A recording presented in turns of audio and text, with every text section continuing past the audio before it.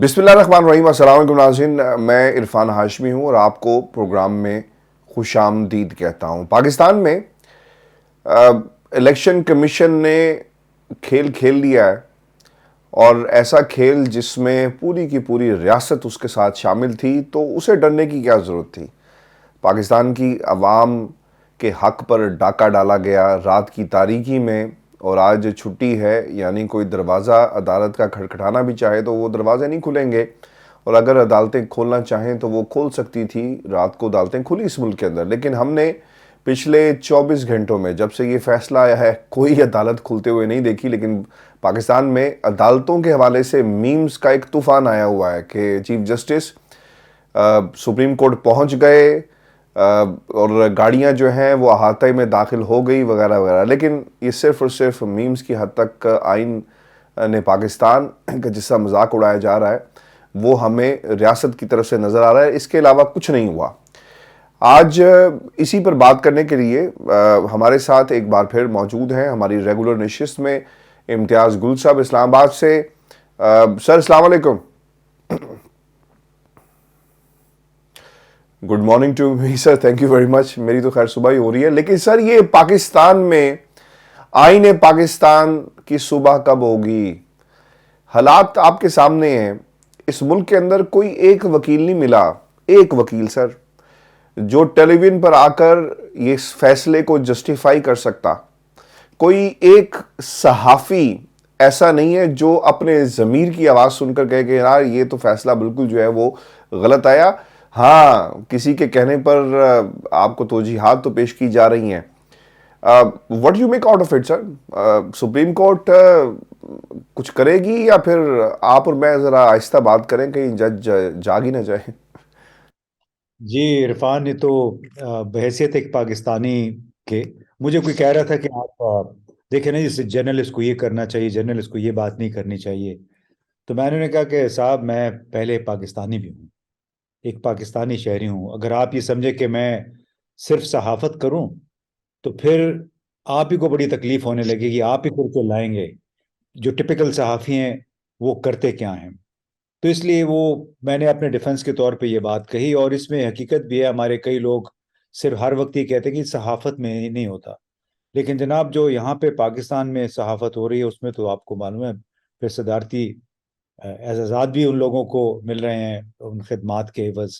سو آپ نے جو کہا کہ وہ پاکستان میں کیا ہو رہا ہے، اس پہ صبح صبح کوئی کسی نے ٹویٹر تھریڈ بھی کیا تھا، وہ ظاہر ہے وہ بھی ایک میم ہی ہے، اور اس میں انہوں نے کہا کہ آج صبح عمر عطا بندیال یعنی چیف جسٹس فجر کی نماز کے لیے مسجد پتہ نہیں آپ نے وہ پڑھا نہیں پڑھا؟ جی میں نے پڑھا۔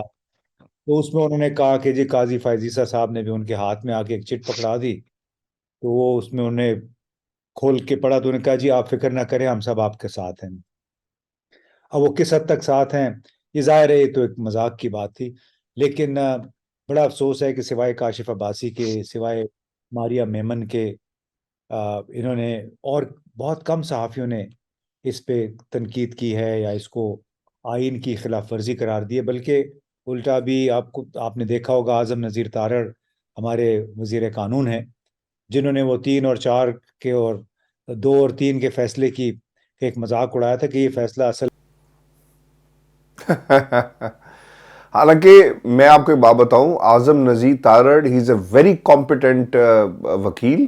میں نے ان کو جرا کرتے ہوئے دیکھا ہوا ہے، اور مجھے نہیں سمجھ میں آئی کہ وہ نواز شریف کی محبت میں اور پارٹی کی محبت میں اپنے اصولوں سے کیسے ہٹ گئے۔ سر پاکستان میں فوجداری کے مقدمات میں ان سے اچھا وکیل نہیں ہے، لیکن انہوں نے ایسی بات کی تھی تو ہم حیران تھے کہ وہ ایسی بات کیوں کرے۔ اب انہوں نے ایک اور کام کیا، وہ یہ کہہ رہے ہیں کہ جناب پنجاب اسمبلی کے انتخابات کے حوالے سے الیکشن کمیشن کا کل کا نوٹیفیکیشن میری رائے میں بہترین فیصلہ ہے۔ اگر عمران خان گرینڈ سیاسی ڈائلاگ کرنا چاہتے تو ہم تیار ہیں۔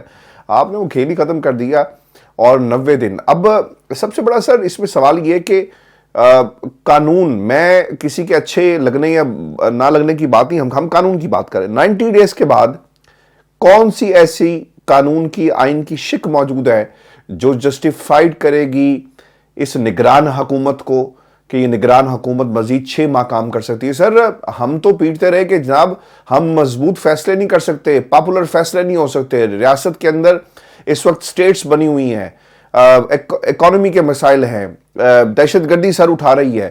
تو اس کا مطلب یہ ہوا کہ وہ حکومت جس کے پاس پوری کابینہ بھی نہیں ہے وہ اس سے کیسے نپٹے گی, اور جسٹیفیکیشن کیا ہوگی؟ پھر تو سر تمام دونوں اسمبلیوں کو میں بار بار اس پہ بات کر رہا ہوں کہ سپریم کورٹ اگر یہ انتخابات نہیں کروا سکتی, نہیں ہو سکتے, سب نے جو ہے وہ اکڑ کر کھڑے ہوئے ہیں سپریم کورٹ کے سامنے کہ جاؤ جو کرنا ہے کر لو, ہم نہیں کرواتے, تو پھر سر ایک حل ہے کہ آپ دونوں اسمبلیوں کو ری انسٹیٹ کر دیں, کیونکہ سر 6 ماہ اس طرح نہیں حکومت چلے گی. وہ تو میرا خیال ہے کسی نے بھی, جو وسیم سجاد صاحب بھی تھے, اعتزاز صاحب نے بھی بار بار کہا ہے, غالباً اعظم نذیر تارڑ صاحب بھی اس بات کو مانیں گے کہ اس حوالے سے کوئی آئین موجود ہی نہیں, آئینی شک کوئی کلاز موجود ہی نہیں ہے کہ 90 دن کے بعد کوئی نگران حکومت برسر اقتدار رہ سکتی ہے.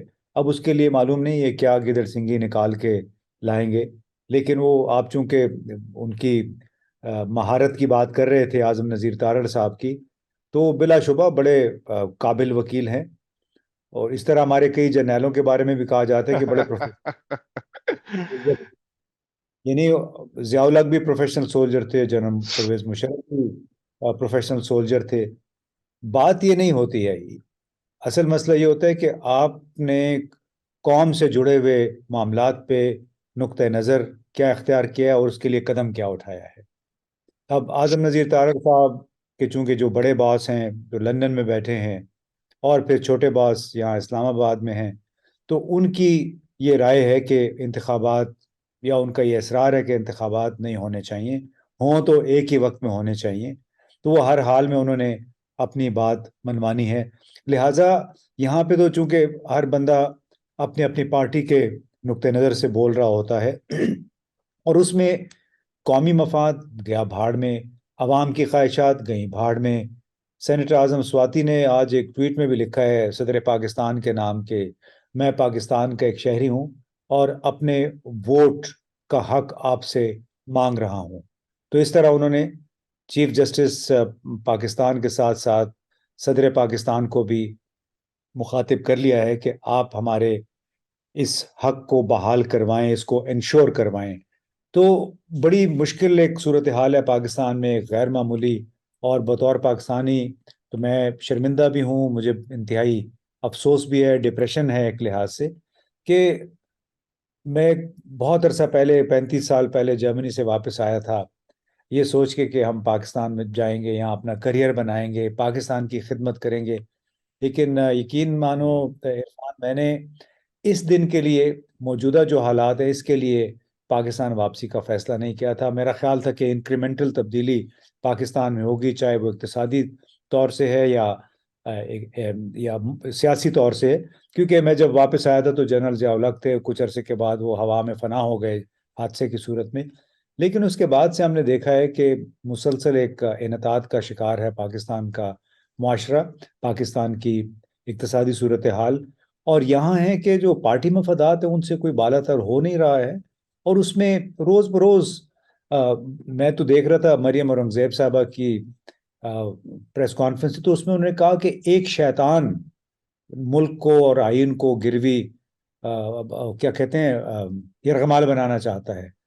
تو اس قسم کی گفتگو کے دوران, یا اس کو اگر فسادی کہیں, فتنہ کہیں, جو رانا ثناء اللہ بار بار سبق سکھانے کی بات کرتے ہیں, تو اس حالت میں گرینڈ ڈائلاگ کیا ہوگا؟ وہ لاہور میں کچھ ہمارے دوست ہیں, وہ کوشش کر رہے ہیں کہ کوئی تمام سیاسی جماعتوں کو ایک پلیٹ فارم پہ لا کے بٹھا دیں, لیکن جو موجودہ صورتحال ہے جس میں 2-3 صحافی ابھی بھی اندر کیے ہوئے ہیں, کیونکہ جس دن عمران خان نے پیش ہونا تھا عدالت اپنے آجی 11 کے جوڈیشل کمپلیکس میں, تو اس دن چند صحافیوں کو پکڑا, صدیق جان شکر ہے اس کی تو رہائی مل گئی, لیکن 2 صحافی ابھی بھی اندر ہیں, اور ان پہ کوئی عجیب و غریب قسم کے مقدمے اور کیسز انہوں نے بنائے ہوئے ہیں. تو میں سوچ رہا تھا آپ سے بات چیت سے کچھ دیر پہلے میں نے ایک ٹویٹ بھی کیا, بلکہ حسان نیازی کی تصویر ٹویٹر پہ آئی تھی اور وہ ہتھکڑیاں ان کو لگی ہوئی ہیں اور وہ ہتھکڑی کو چوم رہا ہے.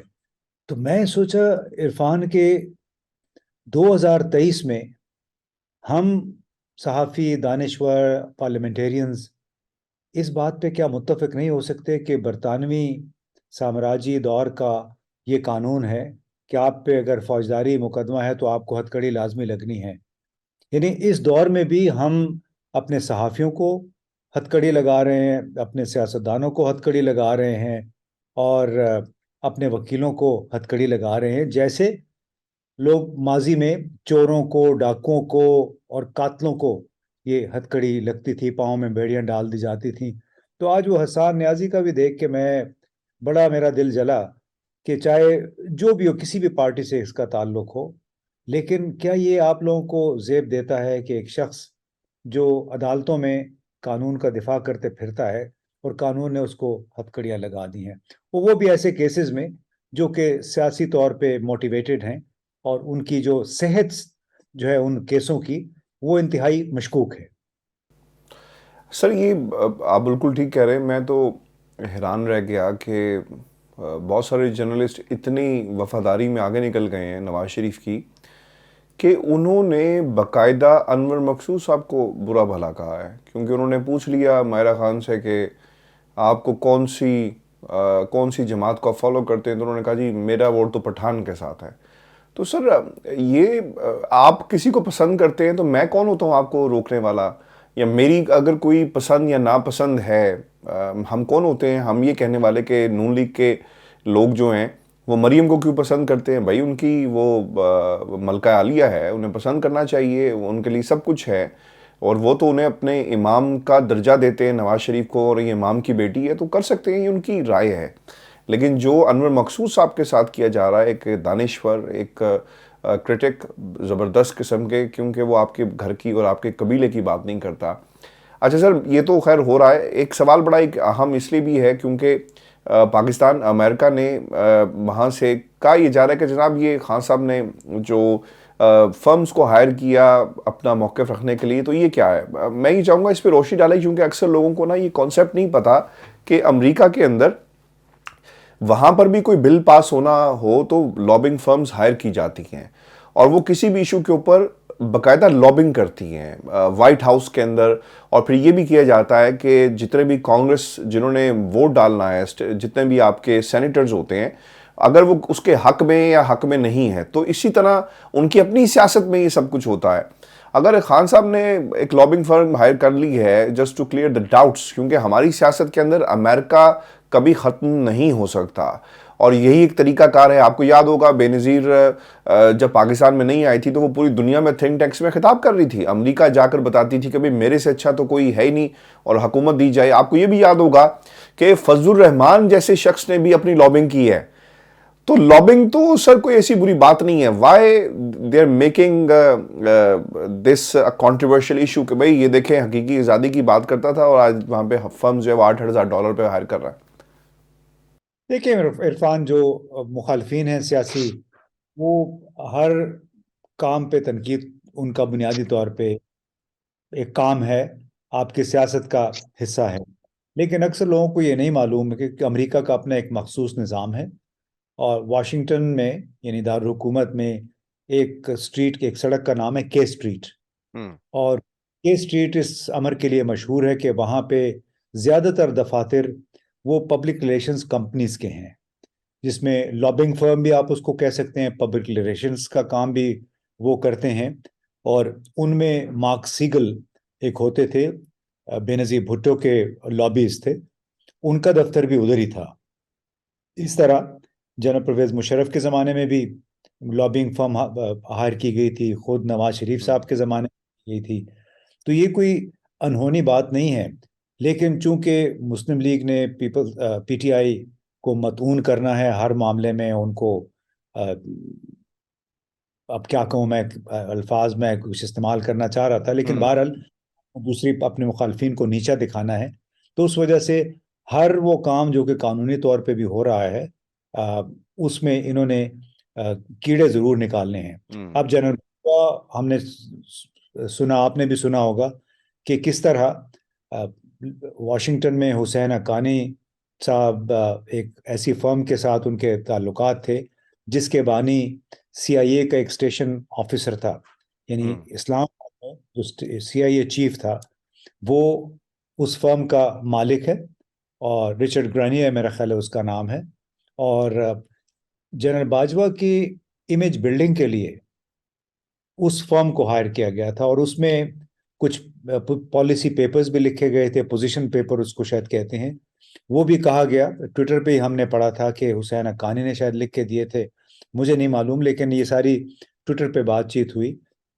और दिलचस्प बात बताऊं कि रिचर्ड ग्रैनियर ने हाल ही में कुछ लोगों से रवाबित भी किए पाकिस्तान में। अ, मुझे भी किसी कॉन्टेक्स्ट में उन्होंने रब्ता किया, लेकिन मैंने बहरहाल उससे हवाले से फिर माजरत कर ली। मैं जाहिर है कुछ ऐसे लोगों के साथ आप नहीं कनेक्ट हम्म। करना चाहते जो मुतनाज़े बने हुए हों। और ये हम्म। मैं कुछ बात नहीं कर रहा हूँ, मैं आपको अ, हकीकत बता रहा हूँ कि वो साहब थे। चूंकि आपको मालूम होगा कि जनरल बाजवा ने कोशिश की थी अमेरिका में हमें इमेज बिल्डिंग की अपने दौरे पे जाने से पहले, जो आखिरी दौरा उनको बाकायदा दावत दी गई थी। और उस दौरे के लिए तो वो बड़े तड़प रहे थे, जो बाकायदा दौरा था, क्योंकि ये वाहिद फौज के सरबराह थे जिनको अपने पहले 3 साल में और फिर बाद में 2.5 साल तक वाशिंगटन ने बाकायदा दावत नहीं दी। लेकिन वो रिजीम चेंज ऑपरेशन जब हो गया, उन्होंने कुछ ख्वाहिशात पे अमल दरामद भी कर दिया, तो फिर उसके नतीजे में जनरल बाजवा को एक बाकायदा दौरे की दावत भी बिल आखिर दे दी गई। खान साहब एक बात ये भी कर रहे हैं, मैं चाहूँगा कि इस पे हम कंक्लूड भी करें कि वो आपको लगता है सर कि अदालत कुछ करेगी या नहीं होगा, या ये इसी तरह? और फिर दूसरा, ऐसा लग रहा है कि एक वकला तहरीक का आगाज़ हो सकता है, क्योंकि सुप्रीम कोर्ट ने भी ये कह दिया है, बार ने भी, कि हम मजम्मत करते हैं। दूसरी तरफ एतजाज़ एहसन साहब भी कह रहे हैं कि ये नहीं होगा। पाकिस्तान में हर जो लीगल माइंड है ना, वो यही बात कर रहा है। चाहे वो लतीफ़ खोसर साहब है, वो भी ये कह रहे हैं कि ये तो मजाक हो गया, आप आइन को आपने मअतल कर दिया है, और आइन को किसी सूरत भी मअतल जो है वो नहीं हम होने देंगे, हम सड़कों पे भी आ सकते हैं। आपको लगता है कि ऐसा कुछ होगा? क्योंकि इमरान खान भी ये कह रहे हैं कि वकील निकले, आवाम निकले, और ये जजिस के साथ हम खड़े होंगे आइन की बालादस्ती के लिए। देखिए, अगर ना हुआ तो फिर बड़ी परेशानी की बात होगी। मुझे याद आ रहा है कि एक मर्तबा इमाम खुमैनी से उनके ईरान वापस आने के कोई 2-3 साल 2 साल के बाद, चूंकि हालात ठीक नहीं थे ईरान के, तो उनसे किसी ने पूछा था कि हालात इतने ख़राब हो गए हैं ईरान में, तो क्या आपको डर नहीं है कि फौज जो आपने बनाई है पासदारान इनकलाब, वो कहीं हुकूमत पे कब्जा ना कर ले? तो उन्होंने कहा कि मार्शल लॉ सोई हुई अकवाम पे आते हैं, लगाए जाते हैं। हम्म। ईरानी कौम इस वक्त जाग रही है, यहाँ पे अ, फौजी बगावत नहीं होगी, और बिल्कुल ऐसा ही हुआ। और यहाँ पे अब हम दुआ ये करनी चाहिए कि फौजी बगावत की हम बात नहीं करते हैं, लेकिन अवामी बगावत इन द सेंस कि चाहे अवाम हो, आम अवाम हो, सिविल सोसाइटी हो या वकला हो, वो सब कम अज़ कम इस बात पे ज़रूर इकट्ठे हों कि जो जनरल परवेज़ मुशर्रफ ने या जनरल ज़ियाउल हक ने बात कही थी कि आइन कागज़ का एक टुकड़ा है, इसको तो ऐसी हवा में हम उड़ा सकते हैं या उड़ाया जा सकता है, कम अज़ कम उस बात को गलत साबित करें कि आइन कागज़ का टुकड़ा नहीं है बल्कि एक मुकद्दस दस्तावेज है, इसका एहतराम सब पर लाजिम है। अब वकला ने पहले भी, लाहौर हाई कोर्ट वालों ने भी इंदिया दिया था कि वो हर इस ऐसी मूव्स की मजम्मत करेंगे। तो उससे पहले, लेकिन अभी सुप्रीम कोर्ट का इम्तिहान है दरअसल, हम्म। कि और वहां पे हमने देखना है कि ये मसला किस कदर मजीद तकसीम का सबब बनता है। क्योंकि वहां भी जिस तरह पीपल्स पार्टी पीटीआई और मुस्लिम लीग के में लोग बटे हुए हैं, तो लगता यह है कि वो जज जज भी कुछ थोड़ी बहुत इंक्लिनेशंस, उनका रुझान पार्टियों की तरफ है। तो अगर ये तकसीम वहां भी आ गई, तो फिर वो लोग जो बज़ाहिर पीटीआई के नुक्ते नज़र से हमदर्दी रखते हैं, वो फिर मेरा ख्याल है अकलियत में चले जाएंगे। और क्योंकि बाकी दो जमातें हैं और उनके साथ पाकिस्तान की सबसे ज़्यादा मुनज़्ज़म जमात, इन सब ने गुज़िस्ता 50-60 बरसों से बड़ी इन्वेस्टमेंट की हुई है अ, अब ज़िंदगी के हर शोबे में। और उस इन्वेस्टमेंट की वजह से वो काले को सफ़ेद और सफ़ेद को काला कहने से नहीं हिचकिचाएंगे। इसलिए हम मेरा ख्याल इस बात पे ख़त्म कर सकते हैं कि पाकिस्तान की तारीख में मार्च 2023 एक, या तो मौलवी तमीजुद्दीन केस 1954 की तरह जो उन्होंने फैसला दिया था, कॉन्स्टिट्यूएंट असेंबली की तहलील को जायज करार दिया था, मुनीर ने, सॉरी, जस्टिस मुनीर ने कॉन्स्टिट्यूएंट असेंबली की तहलील को जायज करार दिया था 1954 में, तो या तो उस तरह का एक स्याह बाब बन जाएगा मार्च 2023, या फिर एक उमर अता बंदियाल मोमेंट रकम होगा पाकिस्तान की तारीख में मार्च 2023 में, कि वो कम से कम अपने जो आइन के तहफ़्फ़ुज़ का जो उन्होंने हल्फ उठाया हुआ है उसका ध्यान रखते हुए वो ज़रूर ऐसा फैसला करेंगे कि कम से कम अपने ज़मीर को और अपनी ड्यूटी जो है वो अदा कर दें। बाकियों का तो ज़ाहिर है वो खुद जिम्मेदार हैं कि वो किस सिमत जाते हैं, क्या फैसला करते हैं। बहुत शुक्रिया सर। वीर जी, शो था आज का हमारा, अपने कमेंट्स भेजिएगा। और आप हमें कल सुनेंगे इम्तियाज़ गुल ऑफिशियल के ऊपर। इजाज़त दीजिए, अल्लाह ने के बाद।